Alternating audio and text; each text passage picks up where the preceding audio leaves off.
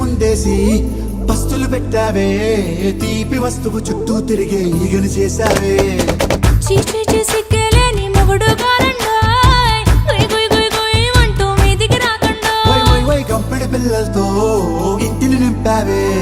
సాపాదిండు సంసారాన్ని మేడెక్కించావే ఇరుగు పొరుగు ముందు సరసాలు తండా రాకెట్టి పడుకోరే కుక్కలాగా మీ వాళ్ళు ఏం చేస్తాం ఎక్కేస్తాం ఇట్టాగే డాబా